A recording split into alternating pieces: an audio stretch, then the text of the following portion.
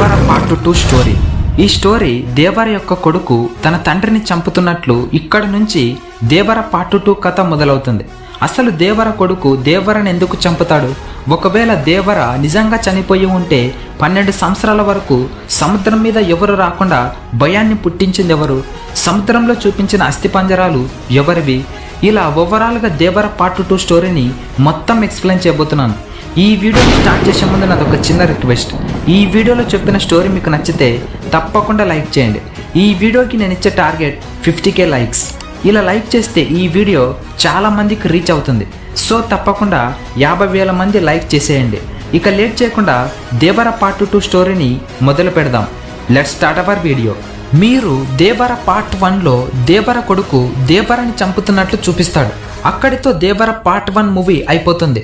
తన సొంత కొడుకే దేవరని ఎందుకు చంపుతాడో అనేది తెలియాలంటే ముందుగా మీకు ఈ కథ అర్థం అవ్వాలి. మీరు దేవర పార్ట్ 1 స్టార్టింగ్లో పోలీస్ డిపార్ట్మెంట్లో పనిచేసే పోలీసులతో సెంట్రల్ మినిస్టర్ రాజీవ్ ఒక పర్సనల్ మీటింగ్ పెట్టుకొని రాజీవ్ ఇలా అంటాడు, మన ఇండియాలో వరల్డ్ కప్ జరుగుతుందని మీకు తెలుసు. 12 క్రికెట్ టీంలతో పాటు 3 దేశాల అధ్యక్షులు ఈ ఈవెంట్కి గెస్ట్గా వస్తున్నారు. కానీ ఒక ప్రమాదం కూడా ముంచుకొని వస్తుంది అని అంటాడు. దీనికి అర్థం ఏంటి అంటే 2 గ్యాంగ్స్టర్స్ ఉంటారు. ఆ ఇద్దరు ఎవరంటే ఒకరు దయ, ఇంకొకరు యతి.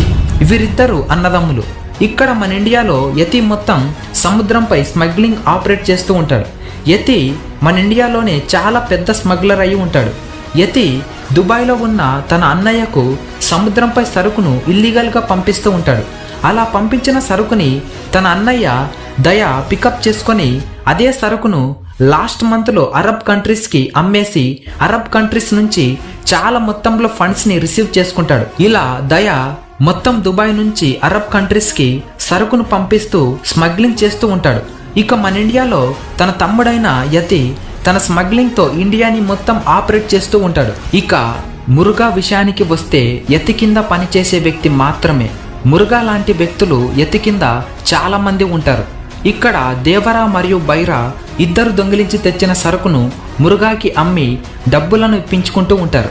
అలా కొన్ని సంవత్సరాల తరబడి బైరా మరియు దేవర ఇద్దరు స్నేహితులుగా కలిసి దొంగతనం చేసి ఆ సరుకును మురుగాకి అప్పజొప్పి కొంత డబ్బును తీసుకుంటూ వచ్చేవాళ్ళు. కానీ ఒకరోజు దేవర మురుగాకి ఇలా అడుగుతాడు, ఆ కంటైనర్లలో అసలు ఏముంది అని. అప్పుడు మురుగాకి బాగా సపోర్ట్ చేస్తూ ఉన్న డిఎస్పి తులసి ఇలా అంటాడు, మీలాంటి ఆయుధాలు ఉంటాయి, కానీ మీ ఆయుధాల కంటే కొంచెం అడ్వాన్స్ టెక్నాలజీతో ఉంటాయని అంటాడు. అప్పుడు ఇక్కడ మనం ఇలా అర్థం చేసుకోవచ్చు, ఆ కంటైనర్స్లలో పెద్ద పెద్ద గన్నులు, బాంబులు, మారణ ఆయుధాలు మొదలైన అతి విలువైన వస్తువులు కూడా ఉన్నాయని అర్థమవుతుంది. ఇలా దేవరతో కొన్న మురుగా యతికి ఆ సరుకులను పంపిస్తాడు. అదే సరుకును మళ్ళీ మన ఇండియాలో ఉన్న పెద్ద పెద్ద గూండాలకు, దోపిడీ చేసుకునే వ్యక్తులకు ఆ మారణ ఆయుధాలను సప్లై చేస్తూ ఉంటాడు. ఇక్కడ మీకు ఒకటి డౌట్ రావచ్చు, ఇలాంటి మారణ ఆయుధాలు ఎక్కడి నుంచి వస్తాయి అని. దుబాయ్లో ఉన్న దయ తన తమ్ముడికి దుబాయ్ నుంచి ఇండియాకు ఇలా మారణ ఆయుధాలు ఫలానా షిప్లో వస్తున్నాయని, అందులో నేవీ సోల్జర్స్ ఇంతమంది ఉన్నారని ఫుల్ డీటెయిల్స్ చెప్తాడు. అప్పుడు యతి కింద ఉన్న మురుగా కంటైనర్స్ నంబర్తో సహా దేవరికి పంపించి తీసుకురమ్మని పంపిస్తూ ఉంటాడు. ఇదే మనం మొత్తం పార్ట్ 1లో చూసే ఉంటాం. ఒక్కసారి మీరు దేవర పార్ట్ 1లో ఫ్లాష్ బ్యాక్లోకి రండి. ఇక్కడ దేవరతో కలిసి పనిచేస్తున్న ఒక వ్యక్తి చనిపోయి ఉంటాడు. ఆ వ్యక్తి యొక్క భార్య, ఒక కొడుకు ఉన్నాడని మూవీలో చూపిస్తారు. ఆ పిల్లవాడిని వాళ్ళ అమ్మ దేవరతో పంపించకుండా చదువుకోవడానికి పంపించి ఉంటుంది. తిరిగి బస్సులో వస్తుండగా ఆ బస్సు ముందు పోలీసుల యొక్క జీపు పోతూ ఉంటుంది. అంటే ఇక్కడ యతి గురించి తెలుసుకోవడానికి పోలీసులు ఎంక్వైరీ చేయడానికి వచ్చి ఉంటారు. అలా వచ్చిన పోలీసులను చంపడానికి యతి ఆ బస్సులను పేల్చి సామాన్య ప్రజల దగ్గర ఉన్న బంగారం, నగలు దోచుకున్నట్లు చూపిస్తారు.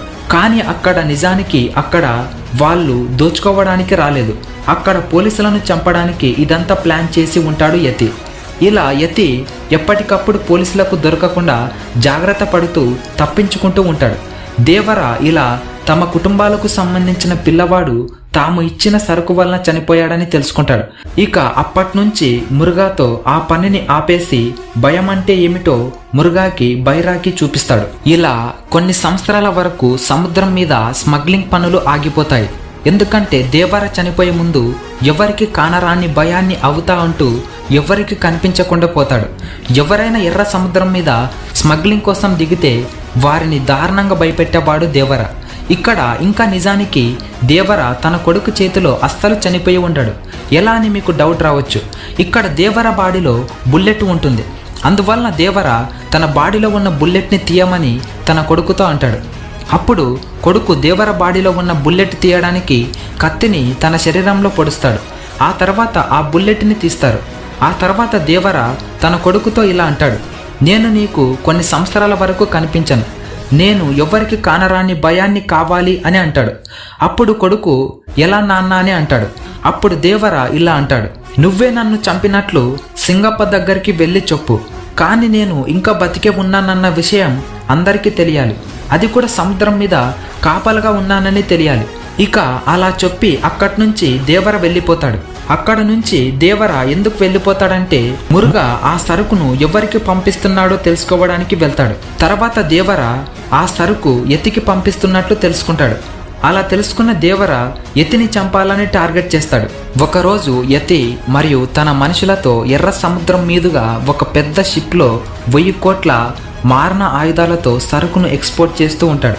ఇది తెలుసుకున్న దేవర యతి షిప్ సముద్రం మధ్యలోకి రాగానే దేవర యతితో చాలా దారుణంగా ఫైట్ చేస్తాడు. అలా ఫైట్ చేసేటప్పుడు దేవర యతితో ఇలా అంటాడు, దయచేసి ఇలాంటి పనులను ఆపేయండిరా అని అంటాడు.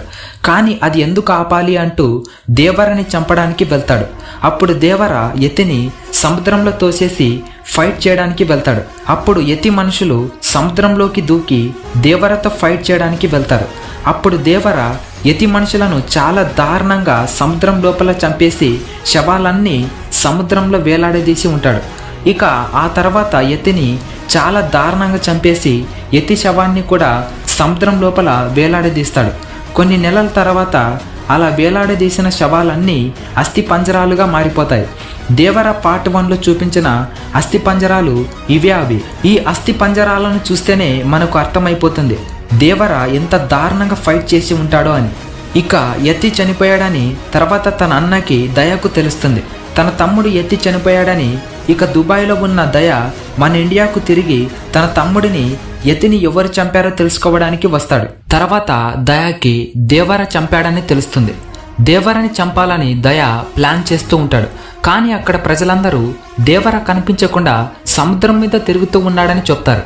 అప్పుడు అక్కడ దేవర కొడుకు అచ్చం దేవరలాగా ఉండటం వల్ల అతడే దేవర అనుకొని అతడి మీదకు దాడికి వెళ్తారు. అప్పుడు కూడా దేవర యొక్క కొడుకు సేమ్ అదే డ్రామాని ప్లే చేస్తాడు. దేవర పార్ట్ 1లో ఏ విధంగా అయితే సైఫ్ అలీ ఖాన్తో డ్రామా ప్లే చేస్తాడో సేమ్ అదే విధంగా పార్ట్ 2లో కూడా దయతో అదే డ్రామాని ప్లే చేస్తాడు. కానీ దయ నమ్మడు. ఇక ఫైనల్గా అది తెలుసుకున్న దేవర కొడుకు భయం అంటే ఏంటో చూపించి దయని వదిలేస్తాడు. ఇక ఫైనల్గా దేవర మరియు కొడుకు ఇద్దరు కలిసి ఒక పెద్ద స్మగ్లర్ అయిన దయని సముద్రంలోనే చంపేస్తారు. ఇక అక్కడితో సినిమా అనేది అయిపోతుంది. ఇక అప్పటి నుంచి అక్కడ ఉన్న 4 ఊర్ల ప్రజలు కేవలం సముద్రం మీద చేపలు పడుతూ జీవించడం మొదలు పెడతారు. ఇలా సినిమా కథ ముగుస్తుంది. ఈ వీడియో ఇంతే ఫ్రెండ్స్. ఈ వీడియోలో చెప్పిన స్టోరీ కేవలం ఇమాజినేషన్ చేసి చెప్పిన స్టోరీ. ఈ స్టోరీ ఈ విధంగానే పార్ట్ 2లో ఉండవచ్చని మా అభిప్రాయం కాదు. ఈ వీడియోని మీకోసం కేవలం ఒక ఎంటర్టైన్మెంట్ కోసం చేయడం జరిగింది. ఈ వీడియోని దయచేసి సీరియస్గా తీసుకోకండి.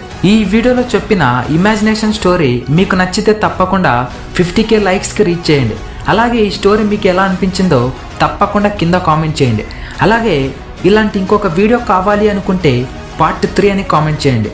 Thank you for watching. This is Naveen Kumar signing off.